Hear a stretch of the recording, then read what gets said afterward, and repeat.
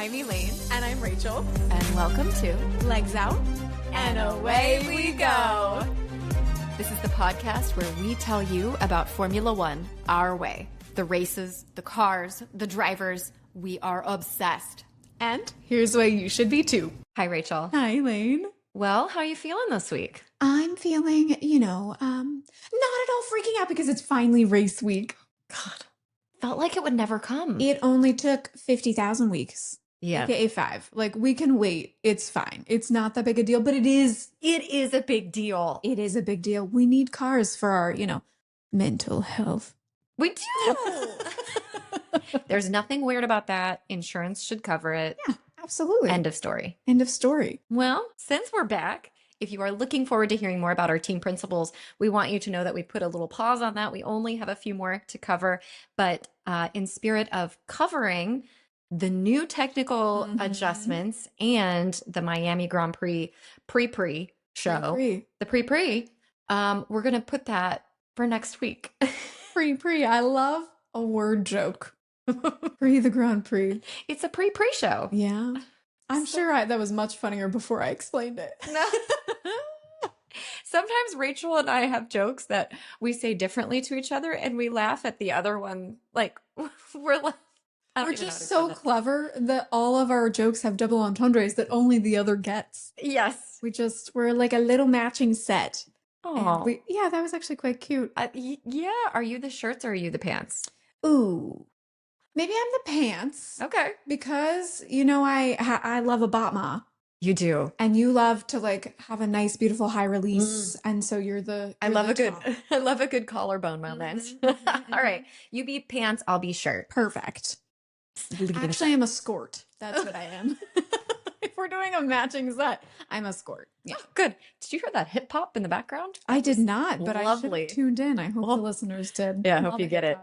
All right. So we're also going to talk about the state of the current championship standings. Just in case you forgot. Right. Well, I did, actually. So yeah, kind of. Really. I was a little surprised as I was checking in on the team standings.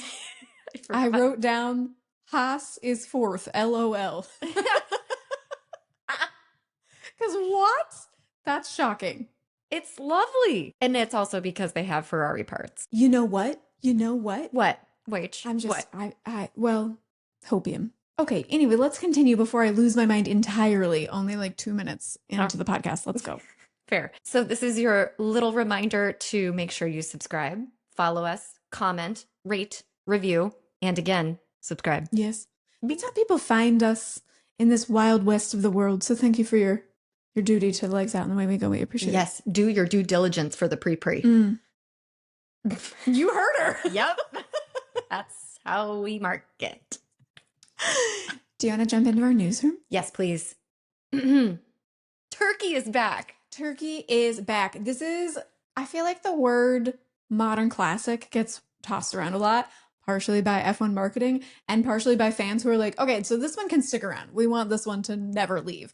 But Turkey is one of those ones that I think everyone was like, good news? We get good news that everyone's on the same page about? Spectacular. I don't know of anyone who's like, let's delete that one. That one can stay gone. Oh, no. This also gorgeous track. I'm excited to have it back on the calendar. I'm also anxiously awaiting the reveal of the 2027 calendar. Right. Literally, because we have plans to be making. They need to hurry up so that we can buy our plane tickets. Exactly. If you didn't already know, we want to go to the Japanese Grand Prix. We don't know when that will be. Not yet. Get on it, F1. Let's go. Okay, but fix the racing first. But, then get to the calendar. You're working on it. Things are happening. You've got a lot going on. We understand, but do it faster. But yeah, still get your job done. Yeah. Okay, but they did do something good in addition to Turkey. Yes. We're really excited about that. They realized, hey, we've all been on a break. And the first 3 races of the season didn't really go to plan. Everyone's pretty confused. Miami is a sprint weekend. Yes. A sprint weekend. Ooh.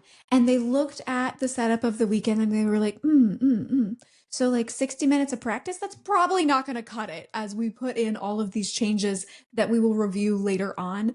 And also the fact that even without that, no one knows what the car is doing because the algorithm, whatever. Okay, we're not going to get into that just Because yet. we're not scientists. Because Okay, we're yeah. not yet, so neither are the drivers. Anyway, but they extended free practice 1 to 90 minutes. While that may not be like groundbreaking news for us as watchers, because it's still free practice, still practice, that will be absolutely integral for the drivers to figure out these upgrade packages, these new rules, this entire set of regulations, and then be ready to not have complete and utter carnage in the sprint. I'm going to be honest. I'm going to look at this new practice session as like the beginning of the season. It kind of feels like it is. Yeah, agreed. And if the teams are doing the jobs that they were supposed to have been doing, everyone is going to have packages. That wasn't actually shade. That was just really, truly. No, that was Hall Monitor. You guys better have been getting good things for us, please. Exactly. If you weren't doing what you were supposed to do, then it's going to show. So review your choreography and come prepared. All right. So tell us about the state of the championship. Well, Kimi Antonelli. Kimi Antonelli, you guys, is leading the championship. Yeah. I'm so happy. Doing predictions. I was like, I'm on the Mercedes train. It's happening. But I wholeheartedly thought that this was George Russell's year. And it's not yet. Like, no one should be freaking out. No one's freaking out. No one's freaking out. George included seems chill as a cucumber. Cool as a cucumber. Actually, to the point that I'm like, sir, please stop PRing these cars. We all know that this is not going well. But anyway, Antonelli is only leading by 9 points. Yeah. So this is like not fire alarm feelings yet for George. No, I mean, if I were George, I would be scared, and he should be. I feel like this is back to him as Mr. Consistent Lizard that we tend to Randall. personify him as. Yeah. That he's just sitting back, like watching things happen Yeah. and knowing that his time will come. That it always seems to play out for him in terms of like, oh, I'm going to reappear back when it's time. Yes. Also, I actually love that because in Monsters Inc., I'm going to get ready. I'm about to, can I say mansplain? In what context? Sure. You can say whatever you want. Thank you. I'm about to mansplain Monsters Inc. to you, y'all. Because if George Russell is Randall, in the movie, he's creating this new upgraded technological version to grab the screams from children to get them more energy. Like in his mind, he's like, I'm fixing the problem. We're in an energy crisis. This is how I fix it. F1 And 2026. That's what they've done. Energy crisis. Energy crisis. And who's behind it? Russell. That's all I'm saying, really. But the only thing they needed to do, and Kimi Antonelli is like, boo. She's along for the ride. He's like, I'm just here to have fun and eat snacks and laugh really loud. I'm actually flabbergasted by how this has come to be because we've been referencing Monsters Inc. for a solid year now. If we had only known. Pixar, please don't sue us. But. Or bring us in to predict your next franchise. Maybe that's it. Yes, we would love that. We are anxiously awaiting your call. This is podcast 97% about Formula One, 3% about us pitching really random, like third act careers for ourselves. And 5% food. Yes, those percentages do not match up to 100 because there's also dance in there. But you know what? Exactly. Hopefully this is a soup you're enjoying. Okay, Mercedes. Soup. It's always back to food. Mercedes is leading Ferrari by a slightly larger deficit, 135 points to 90. McLaren is back there in third. And as I said, LOL, laugh out loud, Haas is in fourth, leading Alpine. Where is Red Bull, guys? Where is Red Bull? I don't want to talk about it. Okay, we won't. Moving right along. Let's talk about Miami. All right. So as you all will know, I have my Formula Fanatics 2026 race guide and stat tracker. So let me give you the fast facts. Let's go. Miami Grand Prix is the Miami Internacional Autodrome. No accent. Well, I always have such a hard time not saying Autodromo, but it's just Autodrome. So this track, 5.412 kilometers. Oh, and the first Grand Prix was in 2022. I'll let you guess who won that. Would you like me to guess? Yes. Max Verstappen. Yes. Only Max Verstappen and McLarens have won at Miami. Can you imagine? I mean, Ah, we can't imagine. It's in this current era, so of course it exactly. is. But whew. It's the best part. I just wanted to say it because we have no other good news to spread about Red Bull. Okay. 57 laps. Very adequately average. Yeah. Wink, wink. Wink. Race distance 308 kilometers, 19 turns. Okay, okay, looking good. Known for its high speed layout, elevation changes between turn 13 and 16, and it offers exciting overtake opportunities. So it has 3 technical DRS zones, which, as we all know, we don't call them DRS, but who knows what the fuck they call them because no one here knows science. So, whatever you'd like to call them. Anyway, I am surprised about the elevation changes, and I also Yeah. do, because when I'm watching it, I don't actually think about the elevated changes. Especially there's an elevation change on the chicane. But I do also want to mention that the weather in Florida is hot and it is humid, which, as we know, affects the cars. If you look at any of the races in those hot, humid climates, it's challenging for the drivers. We will probably see the ice vests, cooling systems. So excited to see sort of what challenges this brings. And also maybe the sprint, the larger race format this weekend is like a giant film schedule. Like they're getting it all out at once and you can incrementally sort of see what's going on with the car and where you need to go. We were on film set this weekend, and it was both really exciting and also like a little bit of a game of let's stand around and wait. And then, okay, you're going now. The camera's on your face. Hope you look good. Wipe the sweat off. Don't Let's look at the go. camera. Don't look at the camera. Look But just really, above like let it permeate all of the Yeah. magical, mystical being that you're being. Hopefully they will be magical and mystical in Miami in the humidity. Yes. I'm not magical and mystical in humidity. There's kind of a reason that sweaty. Miami, despite the fact it's closer to us, has not been that high on my list to go. I don't necessarily vibe with The Miami the aesthetic. Miami aesthetic is like not necessarily my aesthetic. I think I'd really enjoy the food in Miami and I'd like to go at some point. And let's be real, it will probably be for Formula One. But there are other things that are like higher on my list in terms of the racing and in terms of the on-track entertainment and environment. I'm looking for something a little more like, oh, Monza, Oh. Suzuka, Spa. Exactly.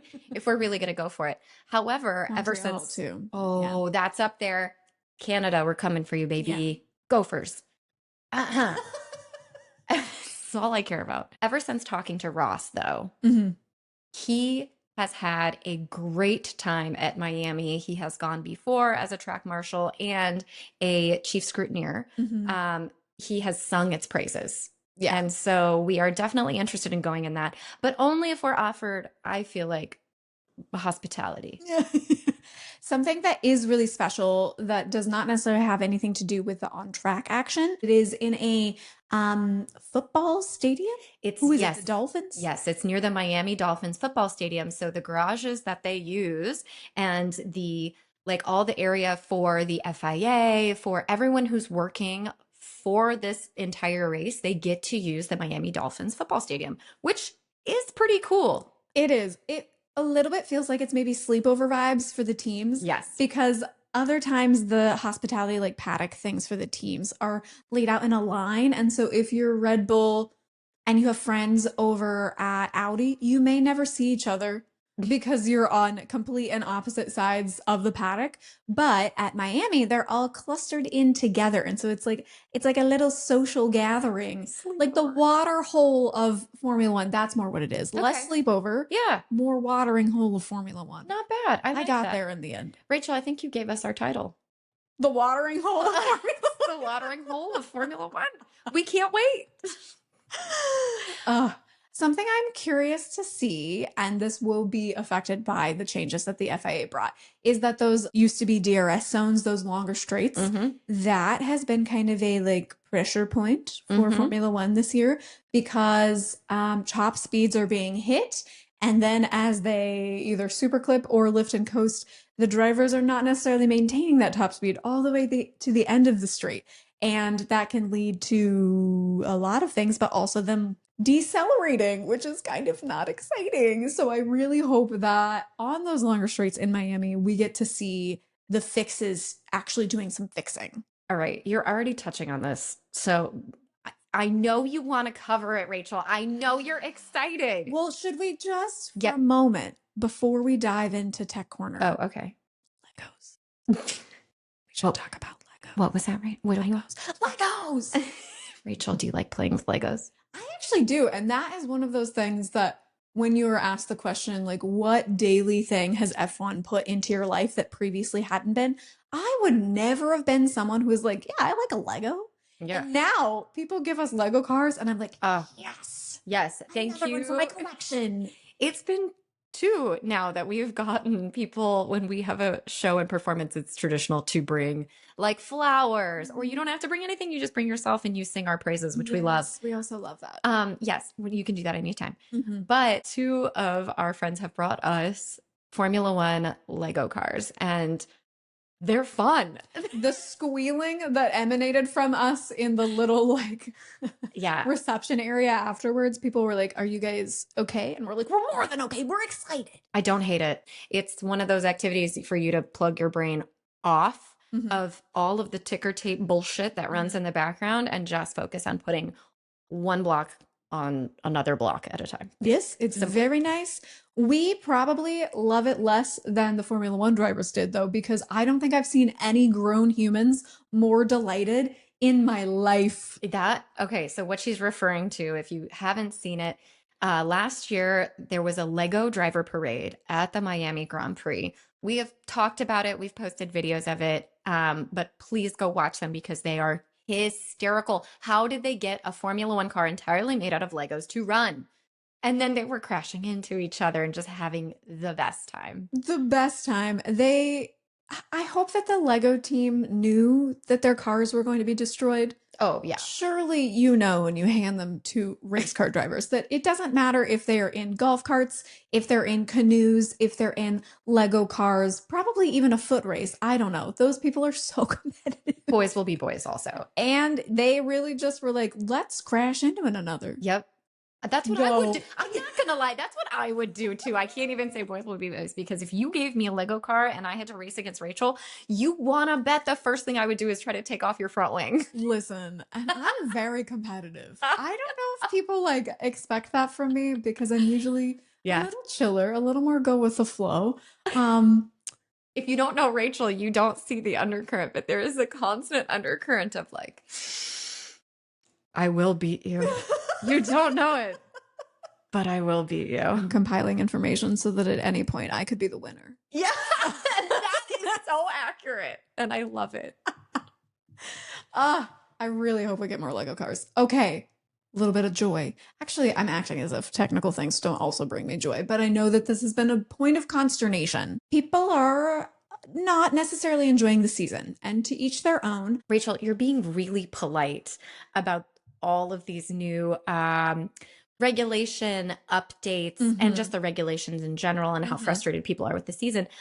So I'm going to let you explain a few of them, and I'm going to tell you what I think they really mean. Yes.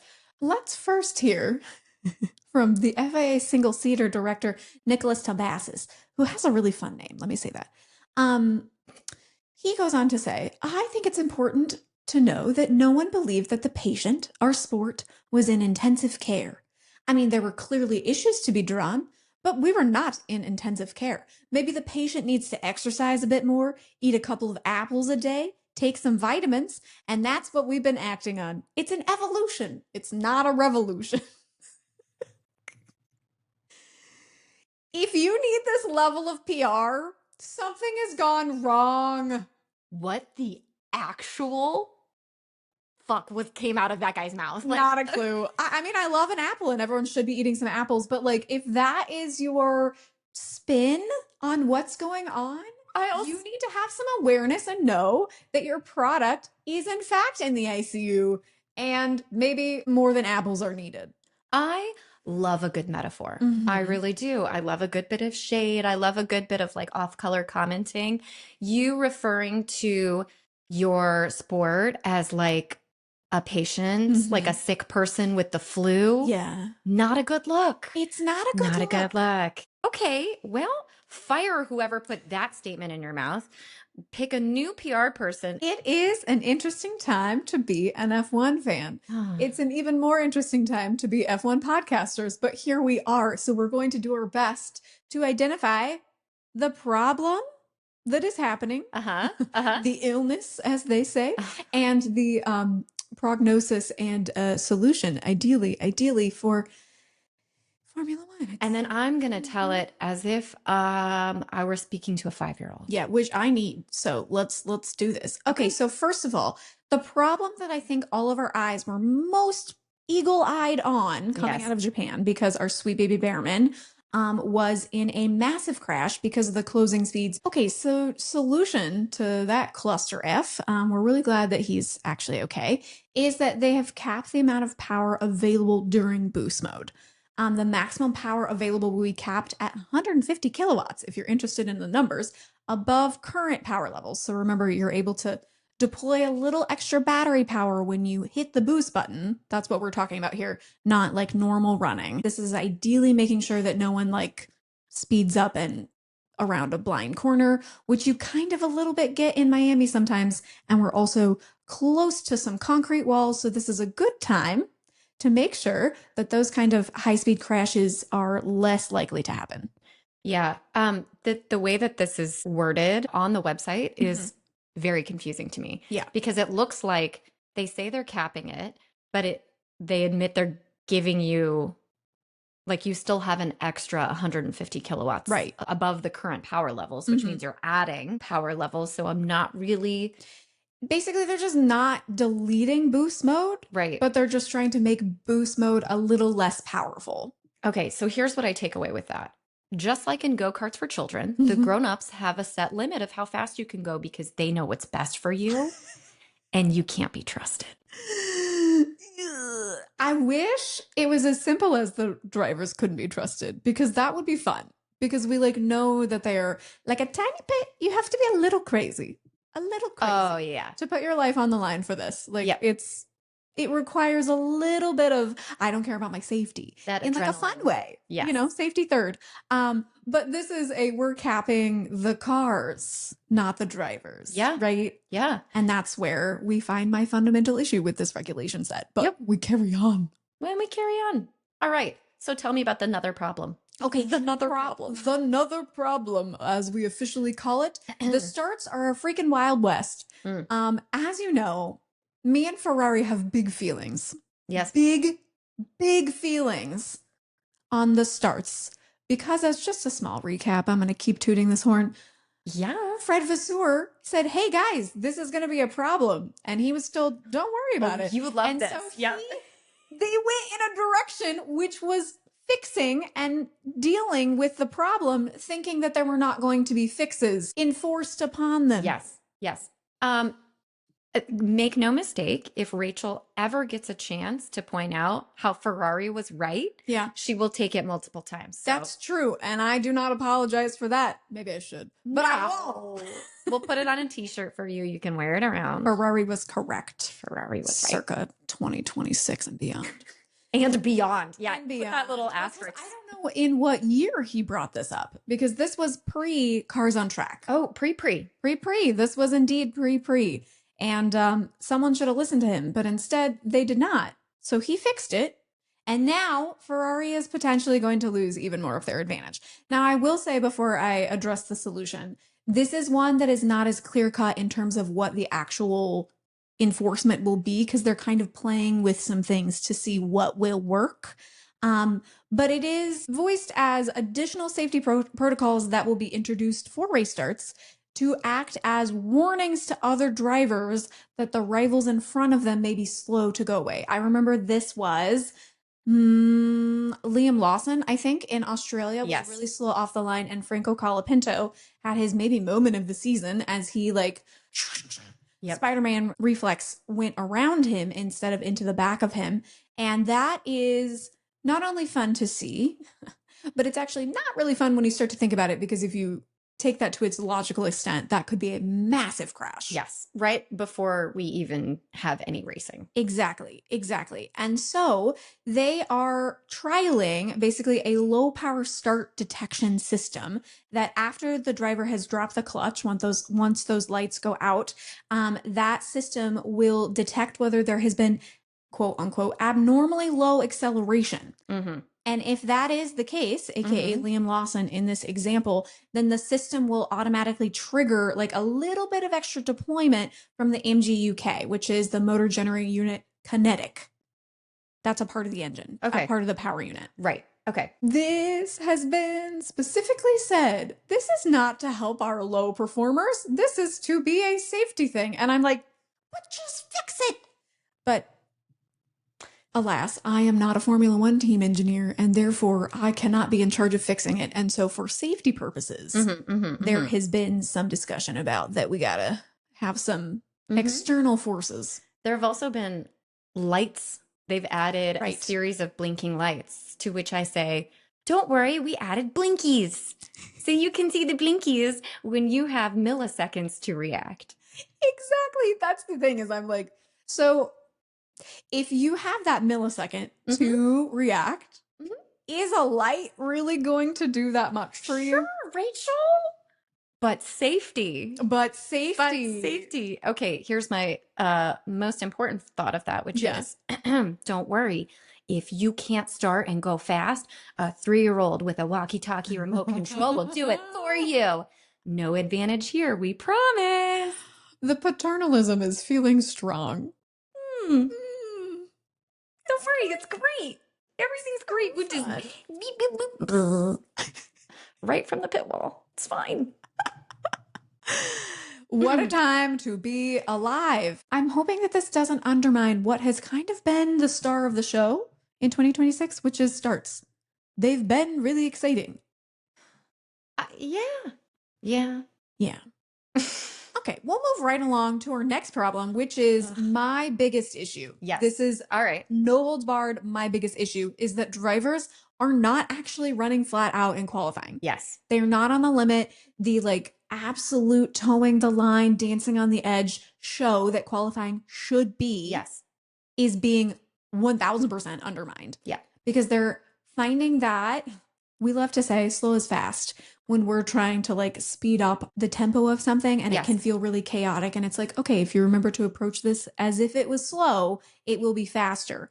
That's a great approach for us as dancers, or you as like a crazy person trying to get out of your house quickly. If you slow down, often the efficiency goes up. Right. That is not something that should apply to a race car driver doing a qualifying lap. 100%. Slower should not be faster. However, with the energy deployment situation, that is becoming the norm. Right. Because it's like if they back off on some corners and harvest more energy, then ultimately the lap is being more efficiently played out with more of that energy deployment later. I'm going to be honest. It's not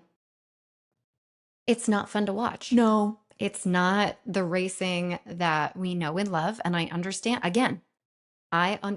why they are trying to change the sport the way that they are. This does not seem like finding a way to go to electrical energy instead of only using fossil fuels, period. I get that. I understand we are trying to protect the earth. I love fresh bread and chocolate. Yeah. I just want to save. Has anyone asked Sebastian Vettel how he feels about this? That would be a great question. Because you know what I hope he would say? What? V10, sustainable fuel. There's your answer, guys. Like, why are we doing anything else? Yeah. The whole problem here is that the electrical energy is not working in Formula One. We are spending all of this time and energy to make electrical engines work, and to make them work is not working. It's not working. It's just not. That was me clicking my nails together in case you heard it and you didn't know what it was. Yeah. Okay. So what's the solution, Rachel? Have you already gone over that? No, I have not. Okay. And I think that this is a step in the right direction, but it's not a full-blown solution. Okay. We can apply that to all of the things in which I'm saying solution. They're not fixed yet, but we're Asterisks. hopefully on our way.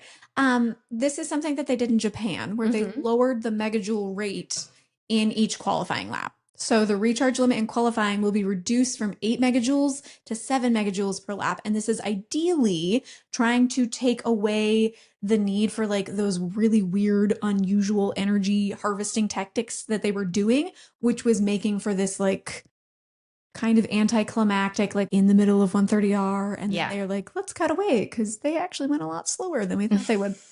So generally the lap times are going to be slower.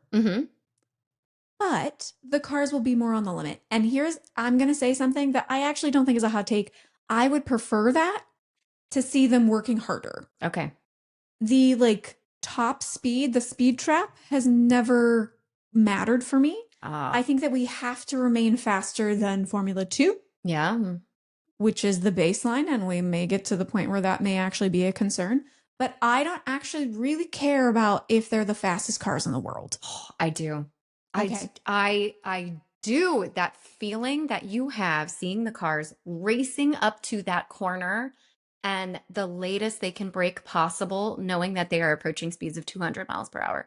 I think that is racing. To me, that form of pushing something to the limit, when you lower that limit, the limit does not exist. I mean, like it's not as exciting to me. Also, there were so many good options for overtakes in those high speed corners. And now we have the yo-yo racing. I've been thinking a lot about this now that we're removed from it, which is that I was at first excited for the yo-yo racing, but now when I look back on it, that's not exciting because you have the same amount of going back and forth and back and forth and back and forth. One car is not better than the other because we're just swapping joules. Like what? Yeah, I think to that though, you hit on the braking at the limit. That is what matters to me. If it's 10 miles per hour different, I'm not able to actually see that. I think that on our television, we can be told, hey, there's that 10 mile difference. But I don't think as a like adrenaline seeker, I'm able to pick up on that 10 mile an hour difference. This is, of course, a made up number right now. I don't know what the actual slowing down is going to be, but I want to see on the limit and then braking at the limit. And right now, we're definitely not seeing braking at the limit because they're slowing down way before they ever get to the corner. So we're on the same page, different paragraphs. Right. I think. I can see within a feather width, within a feathered speed. Yeah. I can't, okay, I don't know if I can truly tell, if I will truly be able to tell, but I feel like I will because that is one part of what's very interesting to me. Yeah. Valid. So here's, do you want to hear my reaction to it? Yes, I do. We gave you 8 marbles. Now you give us 1 back. Good luck. We're back on the playground. That's I'm it. sensing a theme. This is it. Yes. Okay. That's it. Let's see if that fixes everything. I would like a system kind of like tires for this megajoule situation. We take different compounds of tires. Again, as I say, Pirelli. I would love to be part of Pirelli. Pirelli. I could probably work on saying it if I want to work with them. Pirelli. That's not better. The tire company that supplies Formula One tires, they bring different compounds each weekend depending upon the track characteristics. I would be interested in a system where the megajoules limit is dependent upon the track characteristics. I would also like people to start with 3 mushrooms of health. Yes. Yes. And then if they eat an apple, they get 1 more. Right. That's Tom Bass's solution. Love this. It's so clear, obviously. It makes so much sense. Yeah. How don't people understand this? I mean, clearly lack of research. Are you ready for another problem? Yeah, give me the problem. The problem is super clipping. The solution is super clipping. Okay. That makes total sense, right? Yes. Okay. So this, I want to pitch it as if you have been a sick patient and you have to take a lot of medication, would you rather have 1 pill that is like worse for a shorter amount of time? Okay. Like, but bigger, like huge horse pill. But it takes care of things a little quicker and you only have to take it once a day. or you have to be on a strict schedule where you're taking a bunch of pills and they each are a little like stab to you and the healing to you is a little more spread out. Which one do you want? Personally, Yeah. horse pill. Same, I think. Well, if I could swallow a horse pill, then that would be what I choose. So when I was little, when I was 9, I was attacked by a dog. And this particular dog attack was, I won't go into details, but it was more than your average, to the point where they had to put stitches inside my neck. But because of the nature of that, I had to take a lot of medication. But I was 9. So little baby Elaine, 9-year-old, trying to swallow these huge antibiotics. I got very good at it very quickly. So, but that also was like that's right. They tried to kill me and I'm still here and I can swallow big pills, bitch. The pills and the dog. That's right. They tried. But you're here to this day to tell everyone what's wrong with Formula One. That's right. Aren't you so glad? I'm delighted. Yes, I am. All right. Okay. So the solution is? The solution is more super clipping. That's the horse pill that I'm trying to say. Oh, great. Is that they have upped the recharge allowance that super clipping actually is able to harvest. So super clipping is getting a little more powerful. Okay. And I would love to never hear the frickin' term super clipping ever again. I was going to say, can you just give us another quick recap of what super clipping means? Yes. So when you are on full throttle, you're on when you're on full throttle, you're on full throttle. Am I Will Buxton?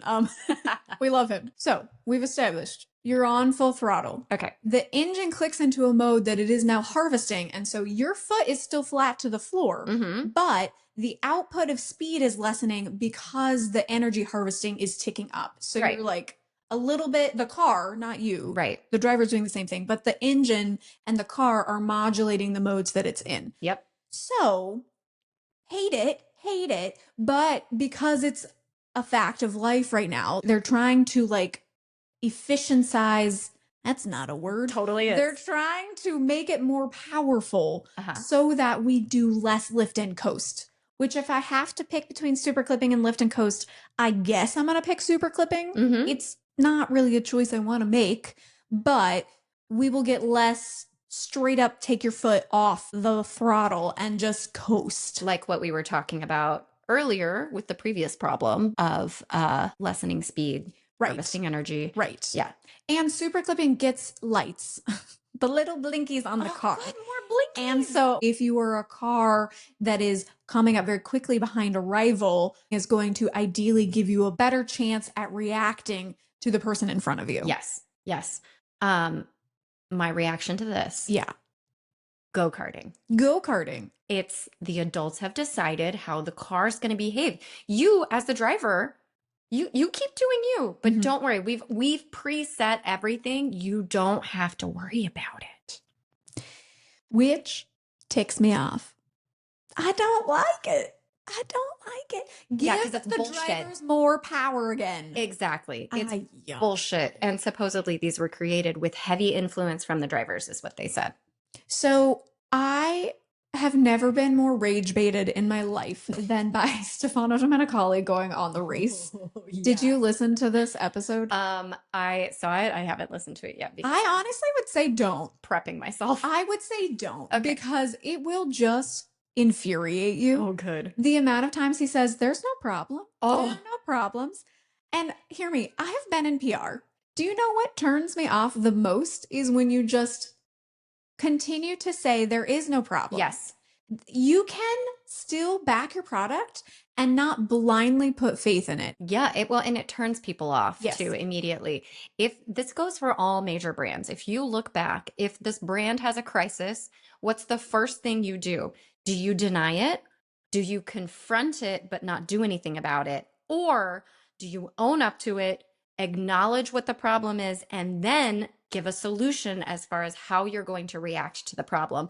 And then if you look at those 3 metrics of how companies have handled these problems, I will guarantee you that the third solution, the problem goes away. Like that crisis, boom, it's almost over within a week.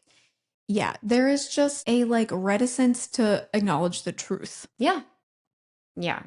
which is gross. It is gross. And I keep being like, okay, it's fine. Things are not exactly where we want right now, but I think that I still believe in like the teams and the drivers and the whole circus as like a product. I still believe that it can get to the right place. Yes. That was like a little puncture in my balloon where I was like, oh, oh no. So the people in power are doing it all wrong. Yeah. Great. I don't so like, how can they think that's the right Okay, anyway, we could go on and on about that one, but you have one last problem, and I'm not gonna lie, oh no, that's not true. You have two. This next problem, yeah, one of them I will say is like something that we seems like a you problem, haven't. not this last one. To make this really confusing, I'm gonna hit a little wet running for a second, and then the last problem to which Elaine is referring to as a me problem, I have written down problem, Charles qualifying lap issue. There is an actual car problem. It was discovered on Charles' car, but it was an actual car problem. Real fast, we're going to talk about wet running, which we have seen none of yet, except for, I think, Red Bull and Ferrari at the test one both ran in the wet. And teams as a collective are pretty worried about these power dynamics being absolutely worse in the wet. And so this is not something we as fans have experienced yet, but it has been dealt with enough as an issue that they've owned up to, hey, we're going to shift some power limits if it's wet. Yeah. To minimize the risk of the cars being too difficult to drive. So ideally we get wet running. The last problem. Wait. Can I react to that? You absolutely can. The solution is hot tire blankies. Cute. Hotter tire blankies. Yes. For those intermediate tires, That's I think specifically. Yeah. They're bumping up the temperature of the little blankies they put on those tires. Tuck them in nice and tight like a little hot dog. Remember for like 2 seconds where they were like, let's actually be greener and we'll have no tire blankets. And then very quietly, they deleted that because they were like, that didn't work. Back to using that electricity. Yahoo. Okay, this last one is something that has not been on the main coverage of like, these are the things being fixed, because it's kind of a quieter problem that F1 also didn't really want to talk about as a problem. Yeah. But the race did this spectacular kind of undercovering of this problem. I'll link the video because it's really well explained. It's some pretty high level tech things that I'm still like, I think I understand, but if you asked me to explain it, I don't think I could. The thing about explaining things that are really hard succinctly is it gets harder the more hard it is. Okay. How hard is it, Rachel? Let's see. Very hard. Let me think really fast.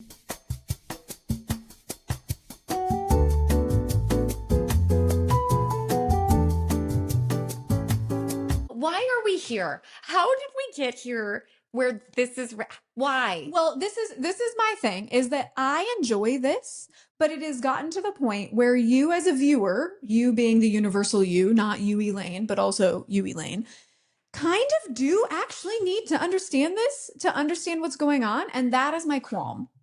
It's either we're a like crazy technical sport and let's make the technicalities very transparent so everyone can enjoy them, or we're an entertainment only sport and people should just be able to tune in and have their little social media clip. And Domenicali wants us to be the social media clip sport, but has put us in a regulation era where you need to understand all the technical things. And I'm like, that's where the disconnect is, y'all. Yes. And also I disagree. I don't think it has to be one or the other. I think there's the gray area. And I think we could absolutely go back to even after, people were pissed off about DRS. They found a way to make DRS work. Yes. It's like, but this, even the drivers don't understand. Yeah.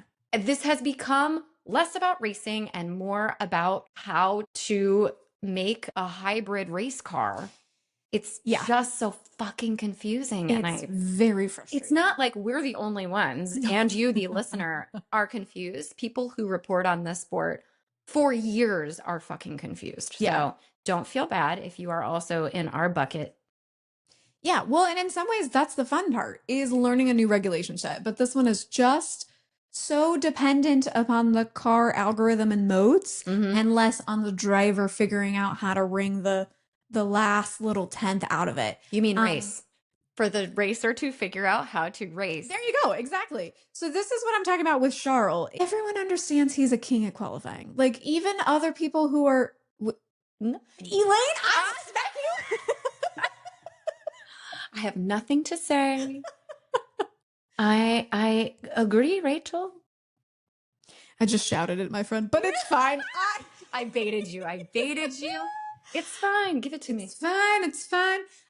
He's very good at qualifying. Yes, he is. He is the king. But he is one of the people that you point to when you're like, hey, what is on the limit? Charles Leclerc is on the limit in a qualifying lap. Yes.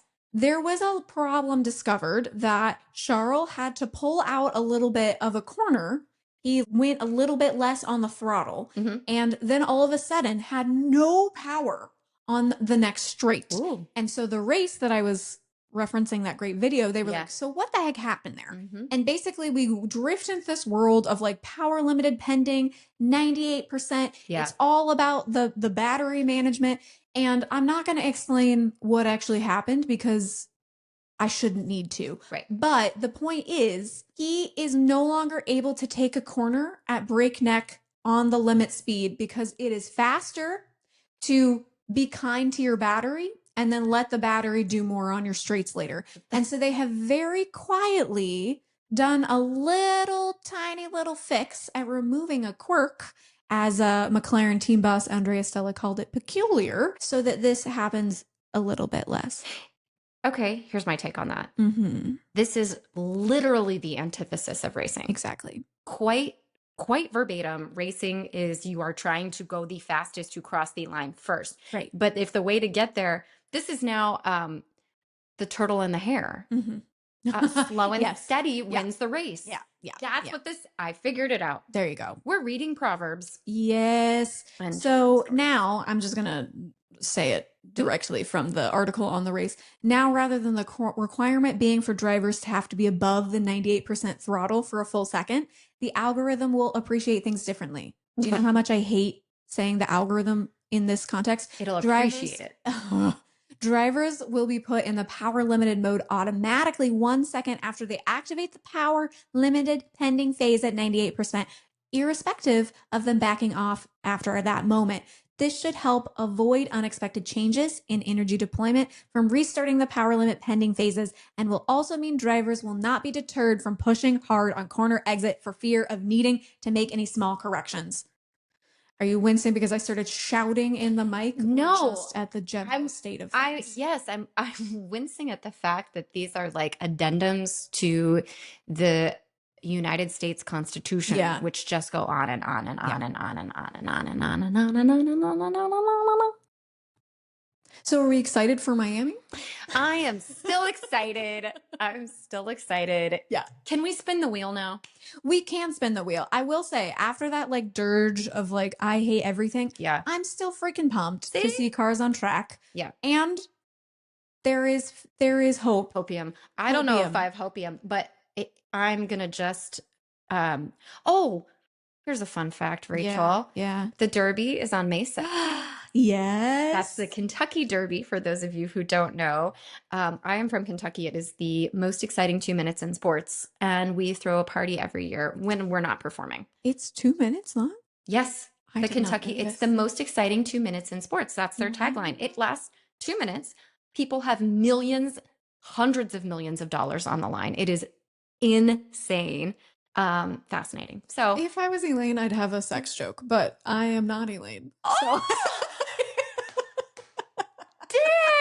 Do you want to spin the wheel? Yeah, I want to spin the wheel. Oh, I keep saying it wrong. I named the segment and then I never say the segment right. Spin correctly. The field. Spin the field in which we spin the wheel that has the field on it. Spin the grid? Could have made a better choice. No. Anyway, recap. We are trying to look at drivers other than at the front of the field. And so we pick a random driver to predict their placement at the end of the race each time. And we'll see how crazy we get in the midfield. Let's spin. Oh, good one.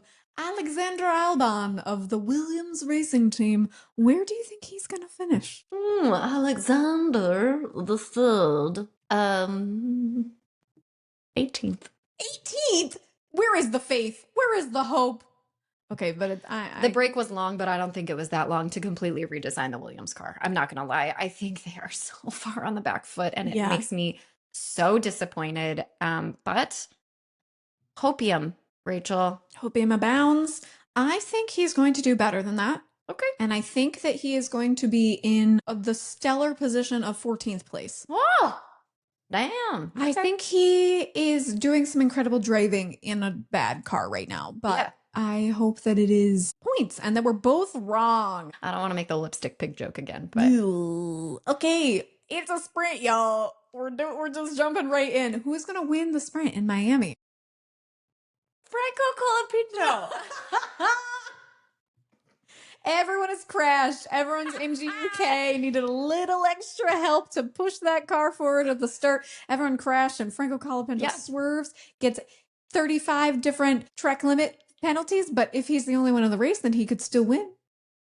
From your lips to the FIA gods' ears, let's the Formula One gods are shining upon us, Franco. I'm not co-signing that. Though he did get to drive Fangio's car in Argentina this week. And wow, if that crowd was not pumped the frickin' frick up. They were like, if fervor could have burst into like fireworks, there would have been, man. Everything would have been on fire. People, yeah, exactly. People were hyped. Okay, so Elaine thinks Franco Colapinto is going to win. Rachel, I think you say hype, not hyped. Everyone was hype. Did I? Okay. Yeah. All right, learning the internet. Good, good. Everyone was hype. That's what the kids are saying. I am hyped for Kimi Antonelli to continue his run and win the sprint. All right. Let's go, Kimi. Yeah. Spoiler, that's not who I think is going to win the race. No. Oh, no. Do you want to know? Yeah. I think it's going to be Oscar Piastri. Oh. Okay. Here's my pitch. Yeah, that's Piastri. Let me tell you, Piastri is a much more likely winner than Franco Colapinto. They're both wieners in my book. All right, keep going, Rach. Tell me why. Here is my pitch.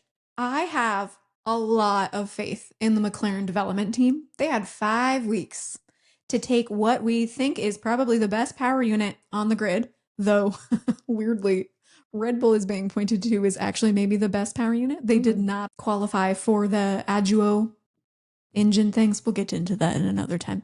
But Mercedes power unit is doing really well. McLaren's got it. McLaren is better at development than Mercedes. I'm going to hard stamp that.